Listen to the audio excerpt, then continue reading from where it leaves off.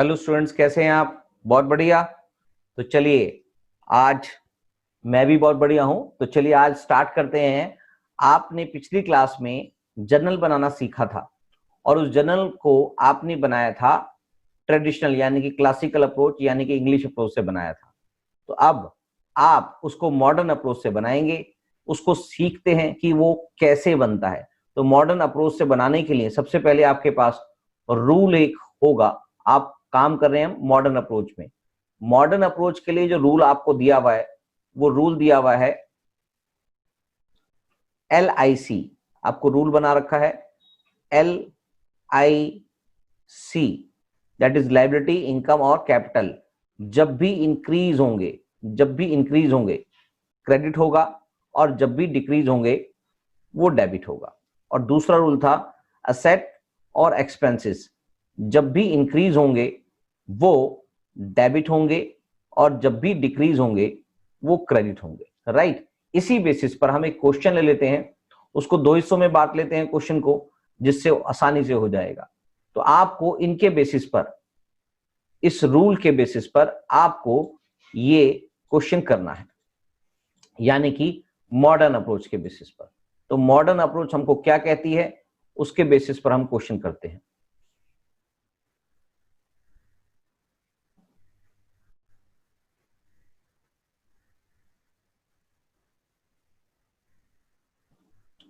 तो क्वेश्चन है पहला, Nitin invested 50,000 cash and 5 lakh by cheque to start a business. यहां पर नितिन ने इन्वेस्ट किए हैं 50,000 कैश और 5 लाख चेक से दिए हैं बिजनेस स्टार्ट करने के लिए। तो यहां पर आपको क्या दिखाई दे रहा है? सबसे पहले इंपॉर्टेंट बात है कि क्या क्या दिखाई दे रहा है। तो हमारे पास जो चीजें दिखाई दे रही हैं उसको समझ लेते हैं। पहली चीज है, आपको यहां पर कैश दिखाई दे रहा है, बैंक दिखाई दे रहा है और कैपिटल दिखाई दे रही है। कैपिटल भी इंक्रीज हो रही है, कैश भी इंक्रीज हो रहा है, बैंक भी इंक्रीज हो रहा है। तो ये तीन चीजें आपके लिए इंक्रीज हो रही हैं। और अगर कैश और बैंक दोनों असेट हैं, दोनों असेट जब भी इंक्रीज होती हैं, जो भी असेट इंक्रीज होती है वो डेबिट करते हैं और कैपिटल जब भी इंक्रीज होती है वो क्रेडिट करते हैं। तो यहां पर दोनों चीजें बढ़ रही हैं, कैपिटल बढ़ रही है यानी कि क्रेडिट होगा और असेट बढ़ रही है यानी कि डेबिट होगा। तो आपकी जो पहली एंट्री है, क्योंकि डेट अवेलेबल नहीं है क्वेश्चन में, तो इसका सीरियल नंबर हम लिख देते हैं। आपके पास cash account debit,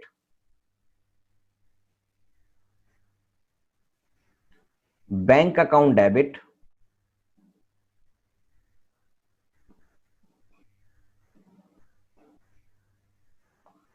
to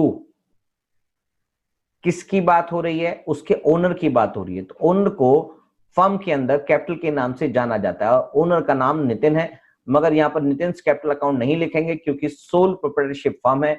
sole proprietorship firm के अंदर जो ओनर होता है वो एक ही होता है, तो ओनर को हम कैपिटल अकाउंट के नाम से जानते हैं। तो bank account, cash account to capital account. तो कैश से वो लेके आया पैसे 50,000, बैंक से 5 लाख। कैश में वो 50,000 लेके आया है और बैंक के अंदर 5 लाख लेके आया है, और टोटल मिला के कैपिटल के रूप में वो 5,50,000 लेके आया है। करेक्ट। तो आपके पास 5,50,000 टोटल आपके पास एज ए बिजनेस के अंदर कैपिटल इंट्रोड्यूस हुई है। Being capital introduced and business started.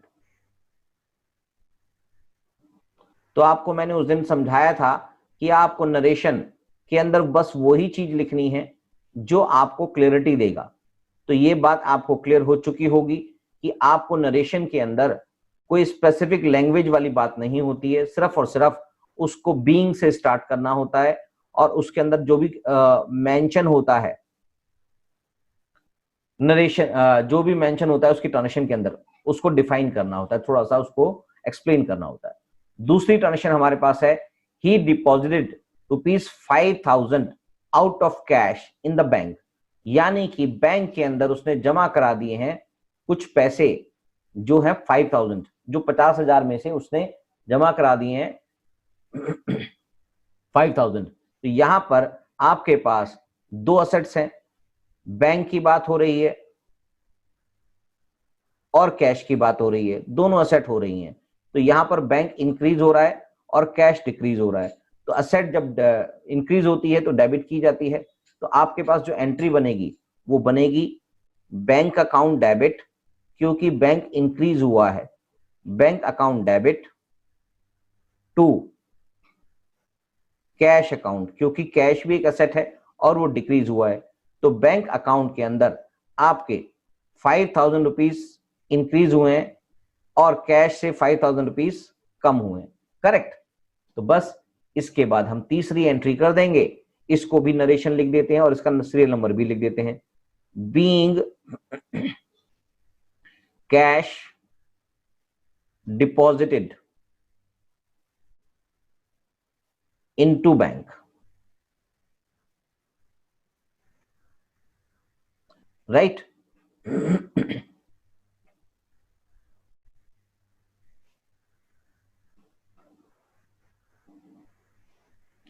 तीसरी एंट्री के लिए हम बात करते हैं। तीसरी एंट्री लिखा है, he purchase goods for 5,000 against cheque against cash, उसने कैश के अगेंस्ट में गुड्स परचेज किए हैं। तो गुड्स परचेज किए हैं तो इसका मतलब, तीसरी एंट्री का मतलब है कि यहां पर स्टॉक कम हो रहा है या बढ़ रहा है? स्टॉक बढ़ रहा है। स्टॉक एक असेट होती है, स्टॉक बढ़ रहा है और कैश कम हो रहा है, कैश भी एक असेट होती है, वो कम हो रहा है। तो स्टॉक बढ़ रहा है तो स्टॉक को हम अपनी बुक्स में परचेज के नाम से जानते हैं। तो थर्ड एंट्री में purchase account debit, purchase account debit, account लिखना भी ना भूलें, मैं इसमें भूल गया था तो लिख रहा हूं। तो purchase account debit to cash से इसने माल खरीदा है। कितने का माल खरीदा है सर? इसने खरीदा है 5,000 का। 5,000 रुपीज इसके अकाउंट के अंदर लिख देंगे। ये इसकी जनरल एंट्री हो गई है। ये सारी बातें हम रूल्स के हिसाब से ही कर रहे हैं, जो मॉडर्न अप्रोच के रूल हैं उनको हम फॉलो कर रहे हैं। Being purchase goods for cash, correct. चौथी एंट्री की बात करेंगे। हर एंट्री के बाद मैं लाइन खींच रहा हूं, आपको भी ऐसा ही करना है। फोर्थ एंट्री की बात करेंगे। फोर्थ एंट्री है हमारे पास, purchased a building and paid by cheque, एक बिल्डिंग खरीदी है जिसको चेक से पेमेंट कर दी गई है। तो बिल्डिंग भी हमारी क्या होती है? एक तो बिल्डिंग पे असर आएगा,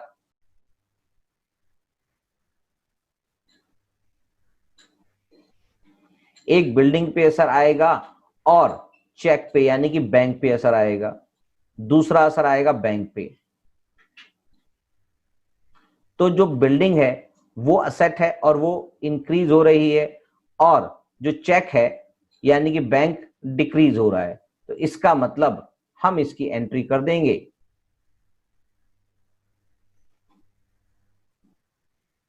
चौथी एंट्री करते हैं।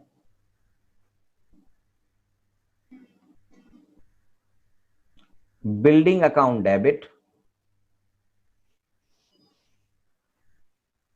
टू, हमने परचेज की है और उसको बैंक से पेमेंट दी है, तो ये डेबिट हो जाएगा। बीइंग परचेज बिल्डिंग, तो हमने बिल्डिंग ली है कितने की?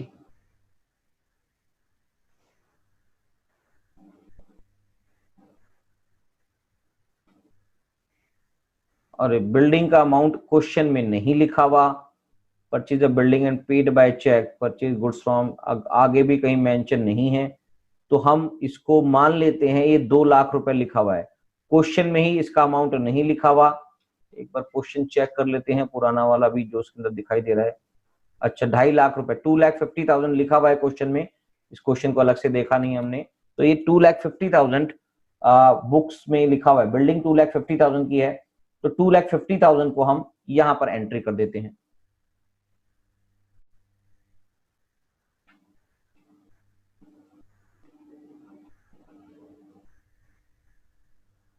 $2,50,000। ऐसा कभी भी नहीं होगा कि उसने कोई चीज खरीदी हो और उसका कोई भी अमाउंट मेंशन नहीं हो। अगर वहां नहीं मेंशन है तो कहीं ना कहीं अगली एंट्री में मेंशन हो सकता है। चौथी एंट्री भी खत्म हो गई। पांचवी एंट्री की बात करेंगे। पांचवी एंट्री कहती है purchase goods from Messrs Hari and company. इसके अंदर भी कुछ गायब हो गया है। चलो दोबारा से क्वेश्चन चेक कर लेते हैं। Purchase goods from Messrs Hari and company for ₹1,00,000। 1,00,000 रुपए में हरी एंड कंपनी से माल खरीदा है। Purchase goods from Hari and company for ₹1,00,000। 1,00,000 rupees में हरी एंड कंपनी से माल खरीदा है। तो यानी कि फिफ्थ एंट्री के अंदर आपका स्टॉक इंक्रीज हो रहा है और कुछ पेमेंट हमने करी नहीं है। तो इसका मतलब हरी एंड कंपनी नाम लिखा हुआ है और पेमेंट के बारे में नहीं लिखा हुआ कुछ भी।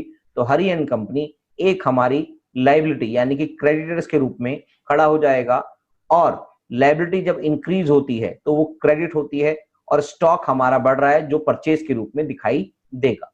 तो यहां पर लिखा हुआ है अमाउंट कितना लिखा था हमने देखा नहीं, देखा था क्या, ₹1,00,000। 1,00,000 रुपीज के गुड्स खरीदे हैं हरी एंड कंपनी से।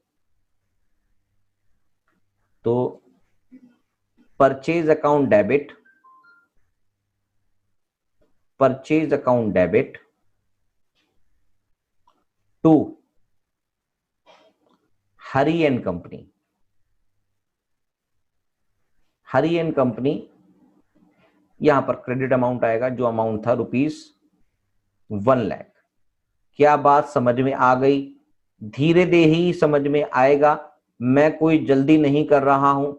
आपको जब आपको आ जाएगा तो आप तब हम मुझे ये बता सकेंगे सर आप तो बहुत स्लो स्लो करते थे। हाँ भैया, अभी स्लो स्लो करना पड़ेगा, क्योंकि आपको जल्दी जल्दी मैं करा दूंगा तो आपको कुछ भी समझ में नहीं आएगा। तो आपको अगर समझना है तो स्लो ही समझाना पड़ेगा और आपको तभी समझ में आएगा। Being purchase from Hari and company on credit. Purchase goods, यहां पर गुड्स लिखना है, परचेज गुड्स फ्रॉम, ठीक है, purchase goods from Hari and company on credit. क्या बात समझ में आ गई? हाँ सर बिल्कुल समझ में आ रही है। चलिए, तो इसका मतलब अब हम एक और बात करेंगे।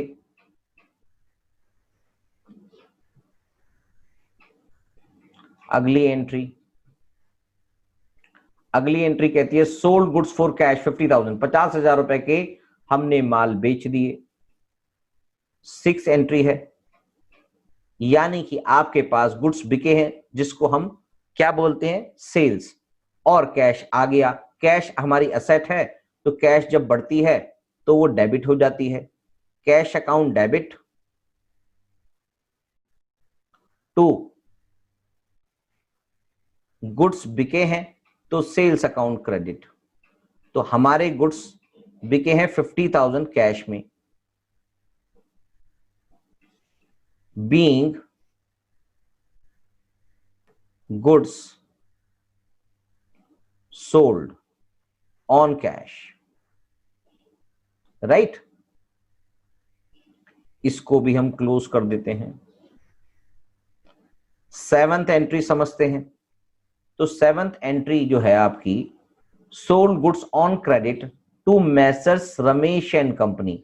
अब जो रमेश एंड कंपनी है उससे पैसे नहीं आए हैं, क्योंकि यहां पर ये रमेश एंड कंपनी लिखा हुआ है, इसका मतलब ये हमने इसको उधारी पर बेचे हैं, और कैश के बारे में लिखा नहीं है।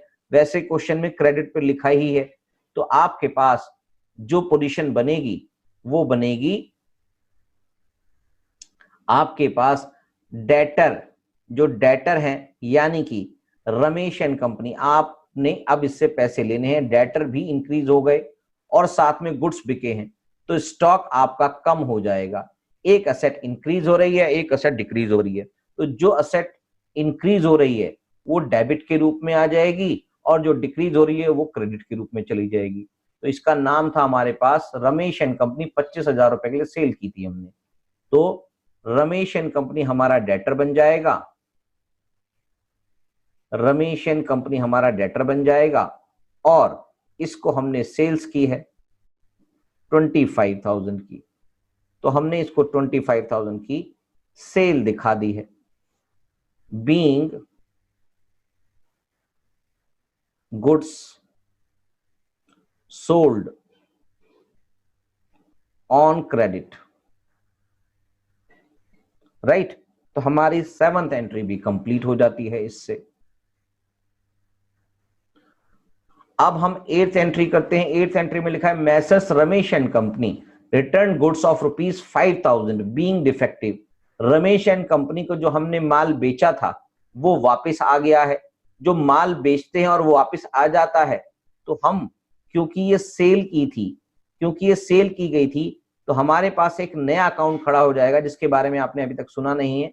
इसको हम बोलेंगे sales return, sales return account बोलेंगे। यानी कि रमेश एंड कंपनी को जो हमने सेल की थी उससे जब माल वापस आया तो उसको हम सेल्स की जगह सेल्स रिटर्न बोलेंगे। और क्योंकि अभी तक उससे पैसे नहीं आए थे तो उसको अगेंस्ट में अब पैसे नहीं देने, जो हमने उसको डेटर खड़ा किया था रमेश एंड कंपनी के नाम से वो कम हो जाएगा। यानी कि आपकी एक असेट जो डेटर के रूप में रमेश एंड कंपनी है, रमेश एंड कंपनी है, जो डेटर है आपका वो डिक्रीज हो रहा है, यानी कि एसेट डिक्रीज हो रही है, और सेल्स रिटर्न के रूप में यानी कि स्टॉक इंक्रीज हो रहा है। तो एक असेट जो इंक्रीज हो रही है वो सेल्स रिटर्न है। तो sales return debit to Ramesh and company 5,000 rupees का अमाउंट है। तो एंट्री बनेगी 8th पार्ट की, sales return account debit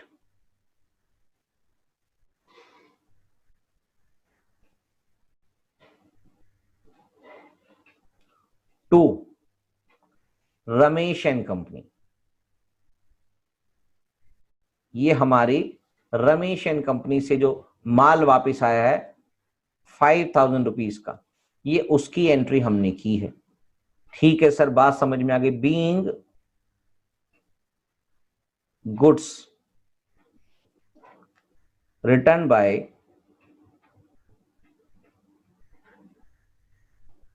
Ramesh and company.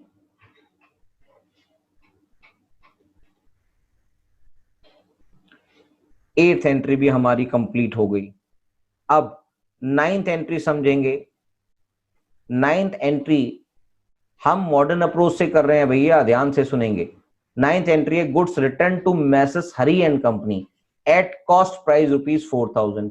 यानी कि जो मैसेस हरी एंड कंपनी से ये वाला जो हमने माल खरीदा था 1,00,000 रुपए का, उस माल में से भी कुछ हमें परेशानी आई होगी, तो हमने, उससे हमें कोई मतलब नहीं, हमें कोई परेशानी आई थी नहीं आई थी, मगर क्वेश्चन ने लिखा हमने उसको रिटर्न कर दिया है तो हम उसको रिटर्न कर देंगे। तो मैसर्स हरी एंड कंपनी से जो माल आया था, जो हमने माल परचेज किया था, हमने उसको वापस कर दिया 4,000 रुपए का। तो यहां पर भी क्या हुआ, 9th एंट्री के अंदर हमारे पास जो माल आया था उसको वापस कर दिया। तो हमारे पास जो माल था वो किस नाम से था, परचेज। तो हमारे पास परचेज रिटर्न हो गया, यानी कि स्टॉक कम हो गया तो वो क्रेडिट हो जाएगा। किस नाम से, परचेज रिटर्न अकाउंट से, परचेज रिटर्न अकाउंट से। सर आप तो अब तेजी से पढ़ाने लग गए, तो अगर स्लो पढ़ाऊंगा तो आपको बहुत दिन लग जाएंगे समझाने में। तो आपको अब समझ में आ चुका होगा, मैंने इतनी एंट्री समझा दी है, तो अब आपको ये समझ में आ गया होगा कि जब परचेज करते थे तो हमारे पास माल आता था, डेबिट होगा, और परचेज रिटर्न करेंगे तो हमारे पास माल कम होगा, इसका मतलब क्रेडिट होगा। इसका मतलब हरी एंड कंपनी जो हमारा क्रेडिटर था वो भी अब कम होगा। तो इसका मतलब हमारी लायबिलिटी अगर कम होती है तो हरी एंड कंपनी को डेबिट करेंगे, क्योंकि लायबिलिटी हमारी कम हो रही है ₹4,000 से, 4,000 रुपीज से। क्या मेरी बात समझ में आ गई? हाँ सर समझ में आ गई। बीइंग गुड्स रिटर्न बाय अच्छा परचेज रिटर्न किया है हमने तो, ओके रिटर्न टू है, goods return to Hari and company. अब ठीक है, धीरे धीरे पढ़ा रहा हूं। हाँ सर अब ठीक है। तो चलिए अब नेक्स्ट लास्ट एंट्री जो हमने सीखनी है, यहां पर लास्ट एंट्री में कहता है paid salary to staff by cheque. हमने अपनी कंपनी यानी कि नितिन ने अपनी कंपनी के अंदर स्टाफ को चेक से सैलरी दे दी 15,000 रुपए की। तो ये हमारा एक एक्सपेंस है। तो जब एक्सपेंस बढ़ता है तो हम उसको डेबिट करते हैं। तो सैलरी अकाउंट डेबिट, चाहे स्टाफ का नाम कुछ भी लिखा हो क्वेश्चन में, तब भी आप उसको सैलरी अकाउंट में ही करेंगे। और कुछ नहीं लिखा तो हम इसको कैश अकाउंट के थ्रू पे करके दिखाएंगे। तो 15,000 रुपीज आपकी सैलरी के रूप में पैसा चला गया है। तो इस तरह से हमारी 10 एंट्रीज क्लियर हो जाती हैं। Being salary